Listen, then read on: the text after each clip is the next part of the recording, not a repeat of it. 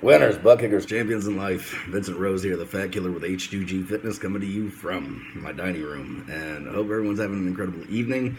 And I'm just sitting here Sunday night. It is day 89 of my 90-day diet. And I'm feeling pretty good about what has been achieved in the last 3 months. This isn't my first rodeo. I've been there. I've done that. I'll tell you this, the more times that you go through this whole dieting phase thing, the easier it becomes, the less challenging it is to follow the daily habits of tracking your food, doing your workouts, knocking out your cardio, and all this kind of fun stuff. And the more you do it, the easier it gets, right? And so I'll encourage you guys that whenever you start the pursuit of any goal, whatever it might be. It could be a financial goal. It could be a fitness goal. It could be a faith-based goal. It could be a relationship goal, right? Or whatever it might be.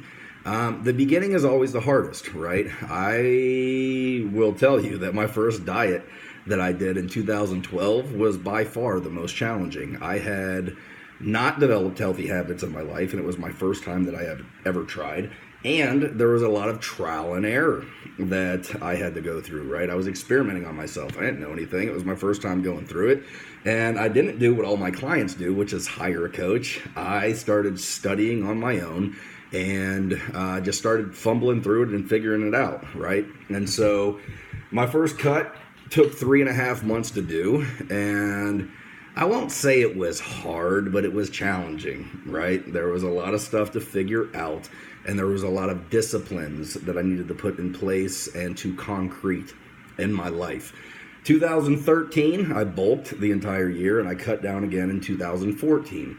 My diet in 2014 was by far much simpler than my diet in 2012. Why? Because I had kind of already been there and done that. I had the t-shirt. It wasn't my first rodeo anymore, right? I dieted again in the beginning of 2015. That third cut was easier than my second. And then I dieted again at the end of 2015 because even though I had developed all these healthy habits in my life, I didn't respect my off season as much as I should have, and I got a little bit too bulky, to say the least. And I started my fourth cut. So I did 2 cuts in 2015, which has taken me into the first 2 months of this year. And now I'm completing it. And I will just let you guys know, once again, that if you are pursuing something, the beginning is normally the hardest. After a while, you get a handle on it, and then you kind of hit this next phase where you can become complacent and where you can become overconfident and where you can start getting lax in the daily habits and rituals that you have put in place.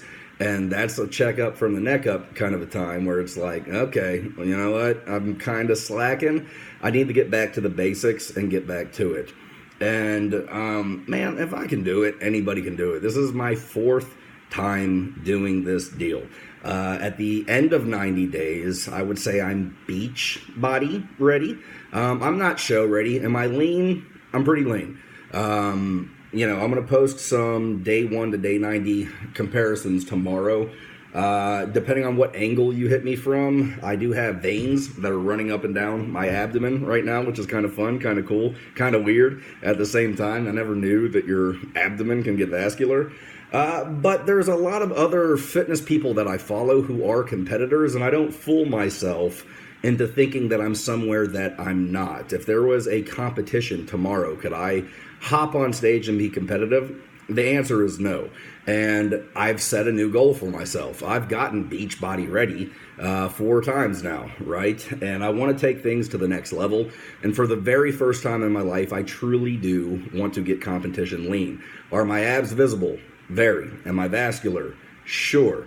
Is there still body fat on me that I can point out and identify that's irking me because I'm just coming to another level of awareness of how lean I can truly get because of how lean other people truly get?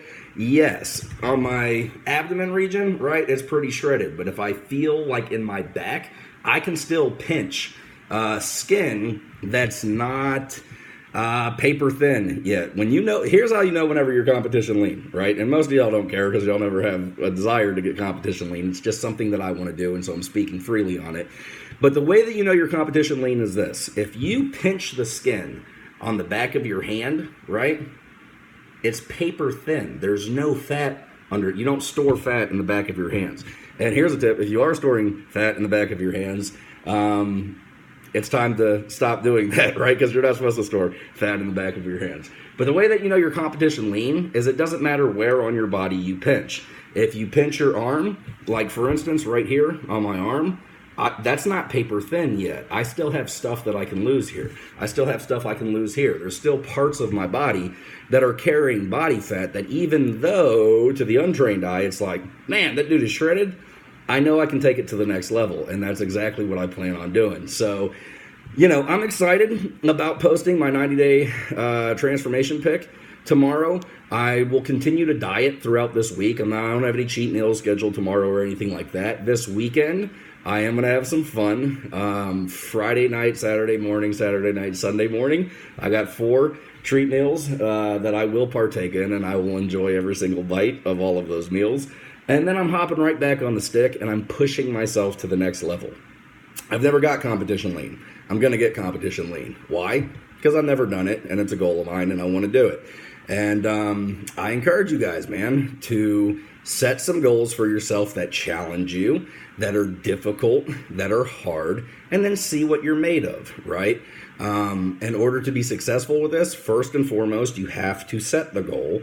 Once you've set the goal, you need to start studying, seeking out information, and or also seeking out mentors in order to help you to get to where you want to go.